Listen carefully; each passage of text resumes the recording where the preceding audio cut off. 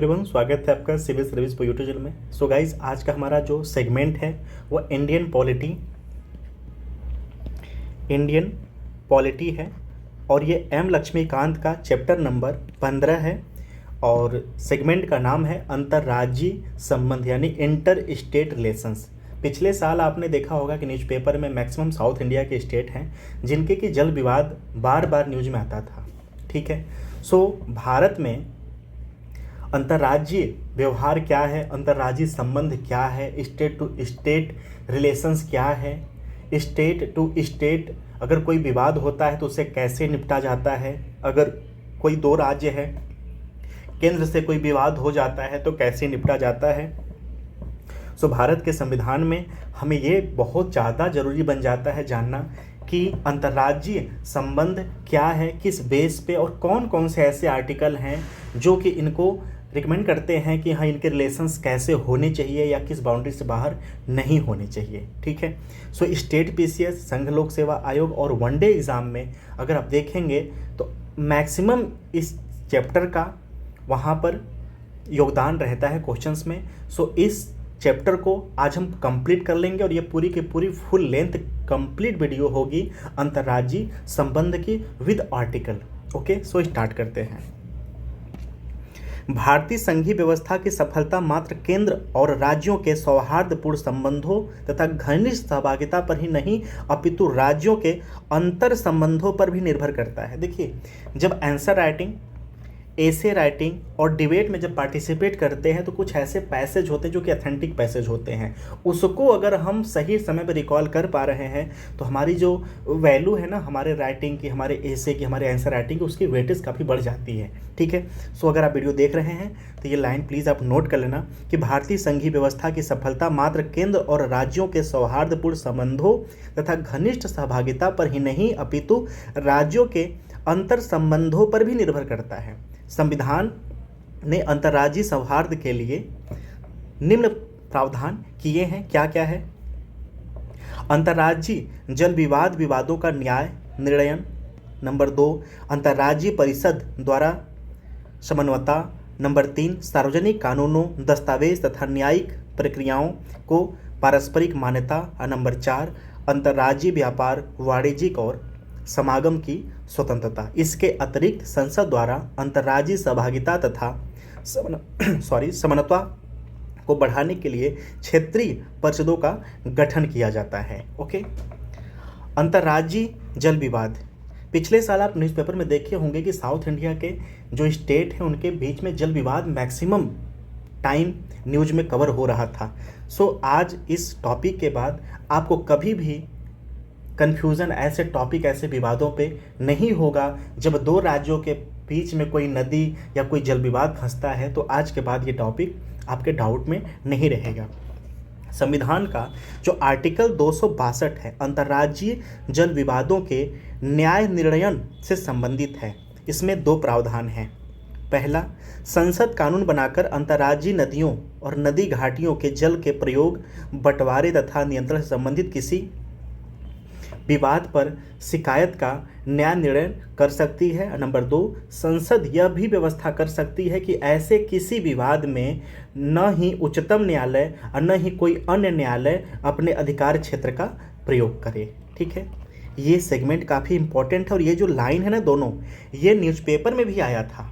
ठीक है, सो ऐसे चीज़ों को बिल्कुल मिस नहीं करना है। आप अगर साथ में नोट पेन कागज़ है तो प्लीज़ नोट कर लेना। मैं रिपीट कर दे रहा हूँ। पहला नंबर ये कि जो अंतर्राज्यीय जल विवाद है वह किस आर्टिकल में इसकी बातें उपबंध की गई हैं, तो आर्टिकल 262 इंडियन पॉलिटी जो हमारा संविधान है उसमें आर्टिकल 262 जो है अंतर्राज्यीय जल विवाद का उपबंध की बातें करता है। संसद कानून बनाकर अंतर्राज्यीय नदियों तथा नदी घाटियों के जल के प्रयोग, बंटवारे, नियंत्रण संबंधित किसी विवाद पर शिकायत का न्याय निर्णय कर सकता है। नंबर 2, संसद यह भी व्यवस्था कर सकता है कि ऐसे किसी विवाद में न ही उच्चतम न्यायालय और न ही कोई अन्य न्यायालय अपने अधिकार क्षेत्र का प्रयोग करे। ओके, यानी आप ये बात कह सकते हैं कि अगर संसद चाह जाए तो इसको डिबेट इस पे नहीं किया जा सकता कोर्ट में आकर के। ओके। इस प्रावधान के अधीन संसद में 2 कानून बनाए गए। पहला नदी बोर्ड अधिनियम 1956 और दूसरा अंतर्राज्यीय जल विवाद अधिनियम 1956। पहला है नदी बोर्ड अधिनियम 1956, दूसरा है अंतर्राज्यीय जल विवाद अधिनियम 1956। नदी बोर्ड अधिनियम अंतर्राज्यीय नदियों तथा नदी घाटियों के नियंत्रण तथा विकास के लिए नदी बोर्डों की स्थापना हेतु बनाया गया।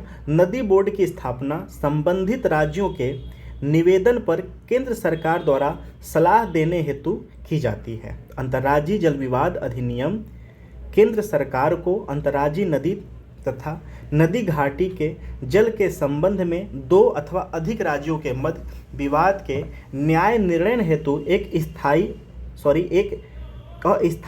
न्यायालय की गठन की जाती है। गाइज ये जो मैंने अंडरलाइन की है पैसेज, प्लीज़ आप इसको नोट कर लेना। मैं एक बार फिर से रिपीट कर दे रहा हूँ। पहला नंबर ये है कि जो संसद है वह 2 कानून बनाया है। पहला नदी बोर्ड अधिनियम 1956। जब भी कोई जल विवाद आज के समय में राज्य से राज्य के बीच में होता है तो 2 अधिनियमों को पा करके 2 अधिनियमों के थ्रू उनका सॉल्यूशंस खोजा जाता है। पहला है नदी बोर्ड अधिनियम 1956, दूसरा है अंतर्राज्यीय जल विवाद अधिनियम 1956। ठीक है।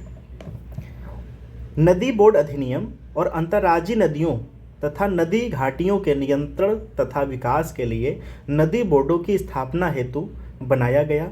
नदी बोर्ड की स्थापना संबंधित राज्यों के निवेदन पर केंद्र सरकार द्वारा उन्हें सलाह देने हेतु की जाती है। अंतर्राज्यीय जल विवाद अधिनियम केंद्र सरकार को अंतर्राज्यीय नदी अथवा नदी घाटी के जल के संबंध में 2 अथवा अधिक राज्यों के मध्य विवाद के न्याय निर्णय हेतु एक अस्थायी न्यायालय के गठन की शक्ति प्रदान करती है। और ये जो पैसेज है इस पे एग्जैक्ट क्वेश्चंस आ चुका है स्टेट पीसीएस में और यूपीएससी में ऑल 12 इसी पूरे पैसेज पे क्वेश्चंस आ चुका है। ठीक है, क्लियर। भारत की राज्य व्यवस्था को हम देख रहे हैं, चैप्टर नंबर 15 है। ठीक है, और ये है अंतर्राज्यीय जो संबंध हैं उसको हम देख रहे हैं। ठीक है, कुछ यहाँ पर अधिनियम बनाए गए थे कुछ राज्यों के साथ, उसको हम एक बार देख लेते हैं। हालांकि इम्पॉर्टेंट आज के टाइम में नहीं है, लेकिन हमारे पास एक रिकॉल ऑप्शंस होना चाहिए। कभी कभी मल्टीपल चॉइस आ जाता है तो हमारे पास कोई ऑप्शन नहीं रहेगा, तो हम देख लेते हैं। कृष्णा जल विवाद न्यायाधिकरण 1969 महाराष्ट्र, कर्नाटक और आंध्र प्रदेश के बीच का ये मैटर था, तो कृष्णा जल विवाद न्यायाधिकरण की स्थापना की गई थी। गोदावरी जल विवाद न्यायाधिकरण ये 1969 महाराष्ट्र, कर्नाटक, आंध्र प्रदेश, मध्य प्रदेश और ओडिशा के बीच का ये मामला था। नर्मदा जल विवाद न्यायाधिकरण 1969 राजस्थान, गुजरात, मध्य प्रदेश और महाराष्ट्र। रावी तथा ब्यास जल विवाद न्यायाधिकरण ये 1986 पंजाब, हरियाणा और राजस्थान का ये मामला था। कावेरी जल विवाद न्यायाधिकरण 1919 कर्नाटक, केरल, तमिलनाडु और पुडुचेरी। द्वितीय कृष्णा जल विवाद न्यायाधिकरण 2004 में आया, स्थापित किया गया महाराष्ट्र, कर्नाटक और आंध्र प्रदेश। वंशधारा जल विवाद न्यायाधिकरण 2010 उड़ीसा और आंध्र प्रदेश के मध्य का यह मामला है। महादायी जल विवाद न्यायाधिकरण 2010 गोवा, कर्नाटक, महाराष्ट्र। देखिए ये जो पैरा है इसका इम्पोर्टेंस आपको तब समझ में आएगा जब मल्टीपल चॉइस के क्वेश्चन सामने आ जाते हैं, तब पता चलता है कि यार इसमें से 2 कंटेंट अगर पता होता तो हम सही तक पहुंच जाते। सो प्लीज़ एक बार देख लेना। और कृष्णा का 2 बार किया गया है, टाइमिंग देख लेना, 1969 है और 2004 ठीक है। सो ये डेट देख लेना, इसमें से कन्फ्यूज़न क्रिएट किया जा सकता है। वंशधारा जल और महादायी ये 2010 में किया गया था, प्लीज़ आप इसको भी देख लेना। ठीक है, और कृष्णा का प्रथम विवाद न्यायाधिकरण, गोदावरी जल विवाद और नर्मदा जल विवाद ये 1969, तीनों डेट सेम है। सो यहाँ से कन्फ्यूज़न क्लियर कर लेना। बाकी आपको ना कोई रटने की बातें यहाँ पर है ना कुछ देखने की बातें यहाँ पर है। ठीक है, यदि जल विवादों से विधिक अधिकार या हित जुड़े हुए हैं तो उच्चतम न्यायालय को यह अधिकार है कि वह राज्यों के मध्य जल विवादों की स्थिति में उनसे जुड़े मामलों की सुनवाई कर सकता है। लेकिन इस संबंध में विश्व के विभिन्न देशों में यह अनुभव किया गया है कि जब जल विवादों में निजी हित सामने आ जाते हैं तो मुद्दे का संतोषजनक समाधान नहीं हो पाता। किस देश में, किस कंट्री में क्या होता है, नहीं होता है, हमें उससे परे जा करके हमें अपनी कंट्री की भूमिका, अपनी कंट्री का पहले रूल देखना पड़ेगा, क्योंकि हमें पेपर देखिए मेन क्वालिफाई करना है। ठीक है, तो ये देख लीजिए, ये मैं इसको रिपीट कर दे रहा हूँ कि यदि जल विवादों से विधिक अधिकार या हित जुड़े हुए हैं तो उच्चतम न्यायालय को यह अधिकार है कि वह राज्यों के मध्य जल विवादों की स्थिति में उनसे जुड़े मामलों की सुनवाई कर सकता है। कब कर सकता है? अगर विवाद में विधिक अधिकार या हित जुड़े हुए हैं तो। अदरवाइज उस पर सरकार, जो केंद्र सरकार होती है, इसमें न्याय का काम भी केंद्र सरकार करता है, नियम बनाने का काम भी केंद्र सरकार करता है। लेकिन अगर विधिक अधिकार या हित आ जाते हैं तो वहाँ पर आप इस मामले को उच्चतम न्यायालय के अधिकार क्षेत्र में ले जा सकते हैं। ठीक है, क्लियर। अब तक 2016 में केंद्र सरकार 8 अंतर्राज्यीय जल विवाद न्यायाधिकरणों का गठन कर चुकी है। इन न्यायाधिकरणों के नाम, गठन का वर्ष एवं संबंधित राज्यों की सूची को तालिका में हम देख चुके हैं, जो कि 15.1 में हम इसको देख चुके हैं। ठीक है, क्लियर। अंतर्राज्यीय परिषदें क्या है? अनुच्छेद 263, देखिए वहां पर 262 था। 262 क्या था? अंतर्राज्यीय जल विवाद।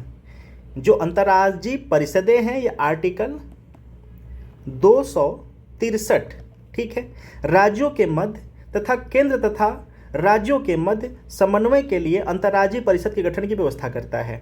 इस प्रकार राष्ट्रपति यदि किसी समय यह महसूस करे कि ऐसी परिषदें का गठन सार्वजनिक हित में है तो वह ऐसी परिषद का गठन करता है। राष्ट्रपति ऐसे परिषद के कर्तव्यों, इसके संगठन और प्रक्रिया को परिभाषित, निर्धारित कर सकता है। अगर राष्ट्रपति को यह अनुशंसा होता है कि किसी राज्य में, ठीक है, कुछ ऐसे समुदाय हैं, कुछ ऐसी करिकुलम है जिसकी परिषदों की स्थापना करनी चाहिए, तो राष्ट्रपति कर सकता है।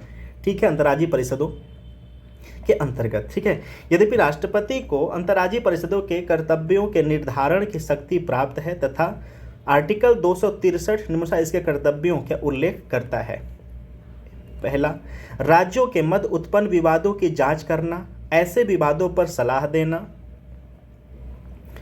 बी, उन विषयों पर जिनमें राज्यों अथवा केंद्र तथा राज्यों का सवाल समान हित हो, अन्वेषण और विचार विमर्श करना हो। नेक्स्ट है, ऐसे विषयों तथा विशेष तौर पर नीति तथा इसके क्रियान्वयन में बेहतर समन्वय के लिए संस्तुति करना। परिषद के अंतर्राज्यीय विवादों पर जांच करने तथा सलाह देने के कार्य उच्चतम न्यायालय के अनुच्छेद 131 के अंतर्गत सरकारों के मध्य कानूनी विवादों के निर्णय के अधिकार क्षेत्र में संपूरक है। परिषद किसी विवाद, चाहे कानूनी अथवा गैर कानूनी, का निष्पादन कर सकती है, किंतु इसका कार्य सलाहकारी है, न कि न्यायालय की तरह अनिवार्य रूप से मान्य निर्णय है। ठीक है, अनुच्छेद 263 के उपरोक्त उपबंधों के अंतर्गत राष्ट्रपति संबंधित विषयों पर नीतियों तथा उनके क्रियान्वयन से बेहतर समन्वय के लिए निम्न परिषदों का गठन कर चुका है। केंद्रीय स्वास्थ्य परिषद, केंद्रीय स्थानीय सरकार तथा शहरी विकास परिषद, बिक्री कर हेतु उत्तरी, पूर्वी, पश्चिमी, दक्षिणी क्षेत्रों के लिए 4 क्षेत्रीय परिषदें। ठीक है, भारतीय दवा की केंद्रीय परिषद तथा होम्योपैथी की क्षेत्रीय परिषद का गठन संसद के अधिनियम के अंतर्गत किया गया था। ठीक है, देखिए आप ना इस जो पैसेज हैं सारे, आप प्लीज इसको नॉर्मल मत समझना, इस पे एग्जैक्ट क्वेश्चन आ चुके हैं। एम लक्ष्मीकांत एक प्रकार से इंडियन पॉलिटी की नोबल मानी जाती है, तो आप इसको लाइन को नॉर्मली मत समझना। जितने भी लाइन अंडरलाइन मैं किया हूँ वो सारे मैं पेपर में खोज के किया हूँ कि कहाँ कहाँ से क्वेश्चन उठे थे, तो प्लीज़ आप इस लाइन को सिर्फ जितना अंडरलाइन किया हुआ है ना, आप इसका भी अगर एक शॉर्ट नोट्स बना लेंगे तब भी आपका अंतर्राज्यीय जो संबंध है वो क्लियर हो सकता है। अंतर्राज्यीय परिषद की स्थापना। केंद्र तथा राज्य संबंधों से संबंधित सरकारीय आयोग 1983 से 87 ने संविधान के अनुच्छेद 263 के अंतर्गत नियमित अंतर्राज्यीय परिषद की स्थापना के लिए सशक्त सुझाव इसने संस्तुति की कि अंतर्राज्यीय परिषद को इसी अनुच्छेद यानी 263 के अधीन बनी अन्य संस्थाओं से अलग करने के लिए अंतर सरकारी परिषद कहना आवश्यक है।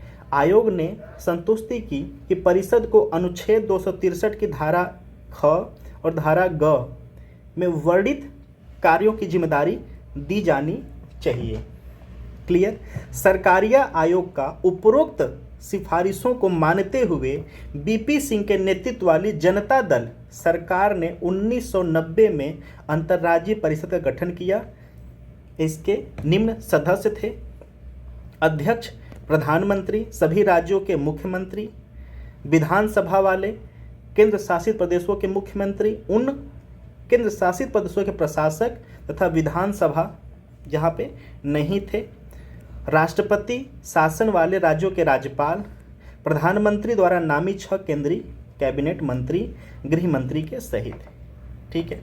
परिषद के अध्यक्ष प्रधानमंत्री द्वारा नामित 5 कैबिनेट मंत्री, राज्य मंत्री यानी स्वतंत्र प्रभार परिषद में स्थायी आमंत्रित सदस्य होते हैं। ओके, देखिए ये जो पैरा है ये कुछ खास इंपॉर्टेंट हमारे एग्ज़ाम के लिए नहीं है, लेकिन एक अवेयरनेस आपके पास होना चाहिए कि इसकी बैकग्राउंड क्या है, कैसे था। क्योंकि अगर क्वेश्चन आएगा तो यहाँ से नहीं आएगा, क्वेश्चन आएगा तो सरकारीय आयोग से आएगा।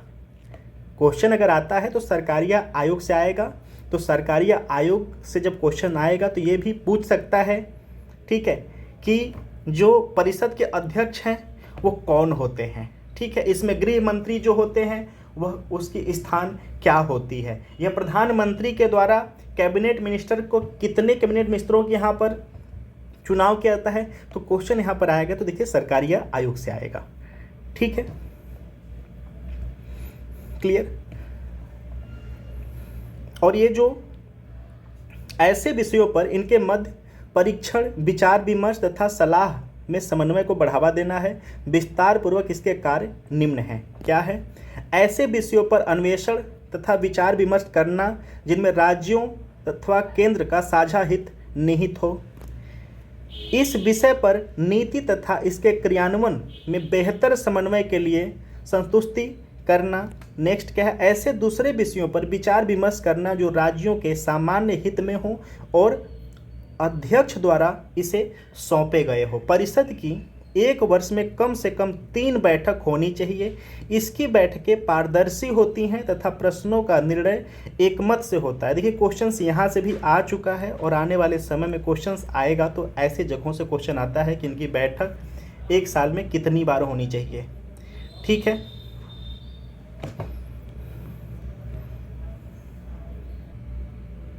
सो आई होप कि आपको ये सेगमेंट 1 बाय 1 लाइन, देखिए कुछ ऐसे पैसेज हैं, पैरा है जिसको मैं स्किप भी कर रहा हूँ। आप उसको इंटरेस्टेड हैं तो देख भी सकते हैं। मैं सिर्फ पेपर के डिमांड के बेस पर जो कि प्रीवियस ईयर में बातें पूछी गई हैं उनके हिसाब से मैं अंडरलाइन कर रहा हूँ। अगर आपसे कोई अंतर्राज्यीय संबंध के बातों को कोई पूछना चाहता है ना, तो उसका पहला सब क्वेश्चन यही होगा कि जो सरकारीय आयोग है उसका गठन कब हुआ था, या सरकारीय आयोग का संबंध किससे है ना। सो यहाँ से बातें देखिए आती हैं। अब आपको इम्पोर्टेंट लगे न लगे वो आपकी मर्जी है कि आप इसको कितना सीरियस ले रहे हैं, नहीं ले रहे हैं। आई होप मैं ये मान के चलूँ कि इस वीडियो को जो भी देख रहा है वो सब कुछ पढ़ा लिखा है, उसको सब कुछ आता है। बस एक ऑडिबल फॉर्म में इसको रिकॉलिंग के लिए, एग्ज़ाम में एलिमिनेशन मेथड के लिए आप बस इसको सुन लेना, बाकी इसका कोई और मोटिव नहीं है। रिसोर्स मैंने बता दिया है कि किस रिसोर्स को मैं इस्तेमाल कर रहा हूँ। ठीक है, क्लियर। आगे चलते हैं। लोक अधिनियम, दस्तावेज तथा न्यायिक प्रक्रियाएं। संविधान के अनुसार प्रत्येक राज्य का अधिकार क्षेत्र उसके अपने राज्य क्षेत्र तक सीमित है। अतः यह संभव है कि एक राज्य के कानून, दस्तावेज दूसरे राज्य के में अमान्य हो। ऐसी परेशानियों को दूर करने के लिए संविधान ने पूर्ण विश्वास तथा साख उपवाक्य है जो इस प्रकार वर्णित है। नंबर 1, केंद्र तथा प्रत्येक राज्य के लोक अधिनियमों, दस्तावेजों तथा न्यायिक प्रक्रियाओं को संपूर्ण भारत में पूर्ण विश्वास तथा साख प्रदान की गई है। लोक अधिनियमों में सरकार के विधायी तथा कार्यकारी दोनों कानून निहित हैं। सार्वजनिक दस्तावेज में कोई आधिकारिक पुस्तक, रजिस्टर तथा किसी लोक सेवक द्वारा अपने अधिकारियों कार्यों के निर्वाह में बनाए गए दस्तावेज शामिल होते हैं। ठीक है, नेक्स्ट जो पैसेज है आप इसको देखना। मैं बस ये बताना चाह रहा था कि जो लोक अधिनियम है, दस्तावेज है, न्यायिक प्रक्रियाएं हैं, दो या दो से अधिक राज्य या राज्य और केंद्र के बीच में विभेद होता है तो उसको किस हिसाब से डील करना चाहिए, उसकी प्रक्रियाएं क्या दी हुई हैं। ओके, नेक्स्ट है अंतर्राज्यीय व्यापार तथा वाणिज्य। संविधान के भाग 13 अनुच्छेद 13 में आर्टिकल 301 से 307, मैं यहाँ पे नोट कर दे रहा हूँ, आर्टिकल 301 से 307 भारतीय क्षेत्र में व्यापार, वाणिज्य तथा समागम का वर्णन है। ये आर्टिकल मस्ट इम्पॉर्टेंट है, प्लीज़ आप इसको नोट डाउन कर लेना। अनुच्छेद 301 घोषणा करता है कि संपूर्ण भारतीय क्षेत्र में व्यापार, वाणिज्य, समागम स्वतंत्र होगा। ठीक है, इस प्रावधान का उद्देश्य राज्यों के मध्य सीमा अवरोध को हटाना, देश में व्यापार, वाणिज्य, समागम, अबाध प्रवाह को प्रोत्साहित करना।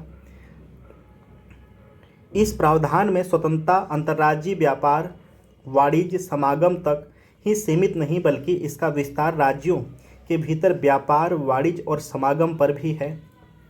यदि किसी राज्य की सीमा पर या पहले अथवा बाद के स्थानों पर प्रतिबंध लगाए जाते हैं तो अनुच्छेद 301 का उल्लंघन होगा।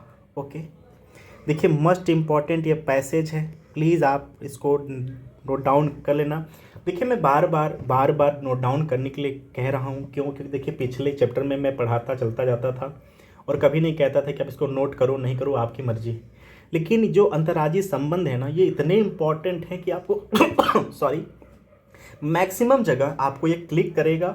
और अगर आपको ये पता है तो एलिमिनेशन मेथड में आपको मे भी ऐसा कोई हो जो कि नकार सके, क्योंकि इंडियन पॉलिटी में राइट आंसर नहीं आ रहा है। अगर एलिमिनेशन मेथड आपको आ गया तो मैक्सिमम क्वेश्चंस पे आप स्कोर कर सकते हैं। ठीक है, क्लियर। अनुच्छेद 301 द्वारा दी गई स्वतंत्रता संविधान द्वारा स्वयं अन्य प्रावधानों, संविधान के भाग 3 अनुच्छेद 302 और 305 द्वारा लगाए गए प्रतिबंधों को छोड़कर सभी प्रतिबंधों से स्वतंत्र हैं। इसे इस प्रकार समझा जा सकता है। नंबर 1, संसद सार्वजनिक हित में राज्यों के मध्य अथवा किसी राज्य के भीतर व्यापार, वाणिज्य, समागम की स्वतंत्रता पर प्रतिबंध लगा सकती है, किंतु संसद एक राज्य को दूसरे राज्य पर प्राथमिकता नहीं दे सकती अथवा भारत के किसी भाग में वस्तुओं की कमी की स्थिति को छोड़कर राज्यों के मध्य विभेद नहीं कर सकती है। नंबर 2, किसी राज्य की विधायिका सार्वजनिक हित में उस राज्य अथवा उस राज्य के अंदर व्यापार, वाणिज्य, समागम की स्वतंत्रता पर उचित प्रतिबंध लगा सकती है, किंतु इस उद्देश्य हेतु विधेयक विधानसभा में राष्ट्रपति की पूर्व अनुमति से ही पेश किया जा सकता है। इसके अतिरिक्त राज्य विधायिका एक राज्य को दूसरे पर प्राथमिकता नहीं दे सकती अथवा राज्यों के मध्य विभेद नहीं कर सकती है। नंबर 3, किसी राज्य की विधायिका दूसरे राज्य अथवा संघ राज्य से आयातित उन वस्तुओं पर कर लगा सकती है जो उस संबंधित राज्य में उत्पादित होती हैं। यह प्रावधान राज्यों द्वारा विविधकारी करों के लगाने का निषेध करता है। ठीक है, सो आई होप कि आपको ऊपर के जितने भी सेगमेंट हैं वो क्लियर होंगे। क्षेत्रीय परिषद, एक नज़र में इसको देख लेते हैं चार्ट के अनुसार। उत्तर क्षेत्रीय परिषद सदस्य कौन कौन है? पंजाब, हरियाणा, हिमाचल प्रदेश, राजस्थान, दिल्ली, चंडीगढ़, जम्मू कश्मीर। इसका मुख्यालय नई दिल्ली है। मध्य क्षेत्रीय परिषद, इसके सदस्य कौन हैं? मध्य प्रदेश, उत्तर प्रदेश, उत्तराखंड, छत्तीसगढ़, इसका मुख्यालय इलाहाबाद है। तीसरा है पूर्वी क्षेत्रीय परिषद, इसका सदस्य है बिहार, पश्चिम बंगाल, उड़ीसा, इसका मुख्यालय है कोलकाता। पश्चिम क्षेत्रीय परिषद, इसका सदस्य है महाराष्ट्र, गुजरात, गोवा, दमन दीव, दादर नगर हवेली, इसका हेडक्वार्टर है मुंबई। पांचवा है दक्षिण क्षेत्रीय परिषद, इसका सदस्य है कर्नाटक, तमिलनाडु, आंध्र प्रदेश, तेलंगाना, केरल, पुडुचेरी, इसका हेडक्वार्टर है चेन्नई। तो जिस भी प्रदेश से हैं आप उसका देखना कि किस परिषद में आपकी स्टेट सदस्यता लिया हुआ है, किस जोन में, और उसका हेडक्वार्टर कहाँ है। आपसे क्वेश्चन यहाँ से भी पुटअप किया जा सकता है जब आप एग्ज़ाम के नेक्स्ट लेवल पे पहुँच जाते हैं, जिससे आपकी अवेयरनेस दिखती है, हमारी अवेयरनेस इससे दिखती है। ठीक है, जैसे मैं उत्तर प्रदेश का हूँ तो जो उत्तर प्रदेश है मध्य क्षेत्रीय परिषद में है, और इसके मेंबर कौन कौन है, मध्य प्रदेश, उत्तर प्रदेश, उत्तराखंड और छत्तीसगढ़, और इसका जो हेडक्वार्टर कहाँ है वह इलाहाबाद यानी प्रयागराज। ओके, क्षेत्रीय परिषदें, क्षेत्रीय परिषदें सांविधिक निकाय हैं, न कि संवैधानिक। इसका गठन संसद द्वारा अधिनियम बनाकर किया गया है, जो कि राज्य पुनर्गठन अधिनियम 1956 है। इस कानून ने देश को 5 क्षेत्रों में विभाजित किया, उत्तरी, मध्य पूर्वी, पश्चिमी, दक्षिणी। प्रत्येक क्षेत्र के लिए एक क्षेत्रीय परिषद का गठन किया है। जब ऐसे क्षेत्र बनाए जाते हैं तो कई चीज़ों को ध्यान में रखा जाता है, जिसमें सम्मिलित है देश का प्राकृतिक विभाजन, नदी तंत्र, संचार के साधन, सांस्कृतिक भाषाई संबंध, आर्थिक विकास की आवश्यकता, सुरक्षा, कानून व्यवस्था। ठीक है, प्रत्येक क्षेत्रीय परिषद में निम्नलिखित सदस्य होते हैं: केंद्र सरकार का गृह मंत्री, क्षेत्र के सभी राज्यों के मुख्यमंत्री, क्षेत्र के प्रत्येक राज्य में 2 अन्य मंत्री, क्षेत्र में स्थित प्रत्येक केंद्र शासित प्रदेश का प्रशासक। इसके अतिरिक्त निम्नलिखित व्यक्तियों क्षेत्रीय परिषद से सलाहकार बैठक में बिना मताधिकार के रूप में संबंधित हो सकते हैं। क्लियर? केंद्र सरकार का गृह मंत्री पांचों राज्यों, केंद्र सरकार का गृह मंत्री 5 क्षेत्रीय परिषदों का अध्यक्ष होता है। देखिए मस्ट इम्पॉर्टेंट है। ठीक है, जो हमारे क्षेत्रीय परिषद बनाए गए हैं, क्लियर, तो जो केंद्र सरकार का जो केंद्र मंत्री होता है, गृह मंत्री होता है, वह क्षेत्रीय परिषदों का अध्यक्ष होता है। ठीक है, प्रत्येक मुख्यमंत्री क्रमानुसार 1 वर्ष के समय के लिए परिषद के उपाध्यक्ष होते हैं। यानी यहाँ पर जो होम मिनिस्टर हैं वह प्रेसिडेंट के फॉर्म में होते हैं, और जो मुख्यमंत्री हैं वो अल्टरनेट ईयर पे, ठीक है, वह उपाध्यक्ष यानी को प्रेसिडेंट के फॉर्म में वहाँ पे चुने जाते हैं।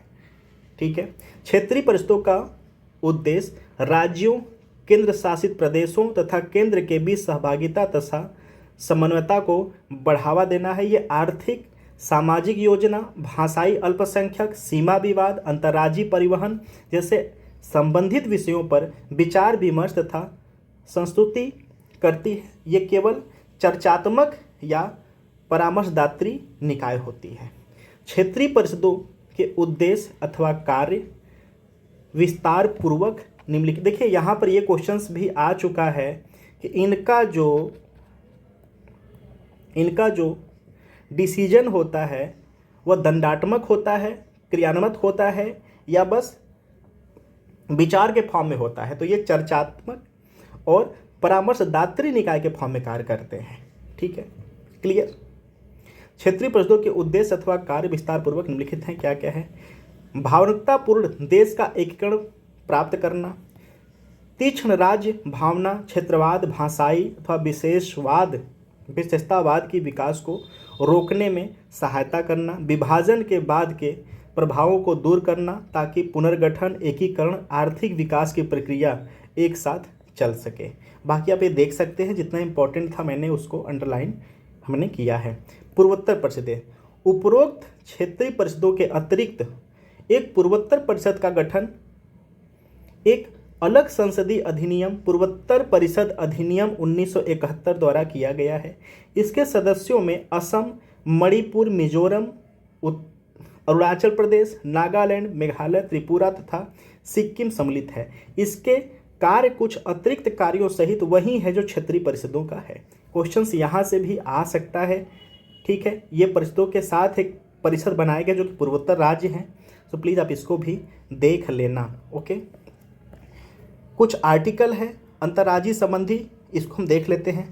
आर्टिकल 261 लोक लेखा, अभिलेख तथा न्यायिक प्रक्रिया।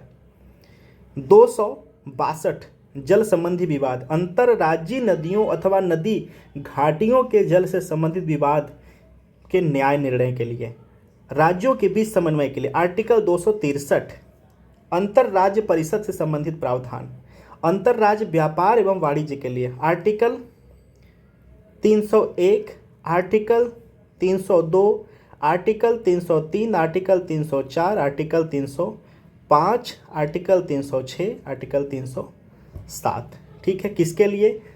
अंतर्राज्य व्यापार और वाणिज्य के लिए। Okay, so guys I hope कि आपको ये सेगमेंट एग्जाम के रिलेवेंट लगे होंगे। इसमें कुछ कमियां होंगी तो प्लीज़ कमेंट बॉक्स में आप सजेस्ट करिए। अगर वीडियो आपको थोड़ा सा भी एग्ज़ाम के रिलेवेंट लगे होंगे तो प्लीज़ आप उसको भी कमेंट बॉक्स में कमेंट कर सकते हैं। अगर आपको वीडियो नहीं अच्छा लगा तो प्लीज़ आप इसको स्किप भी कर सकते हैं। मेरा प्रयास यूं ही जारी रहेगा।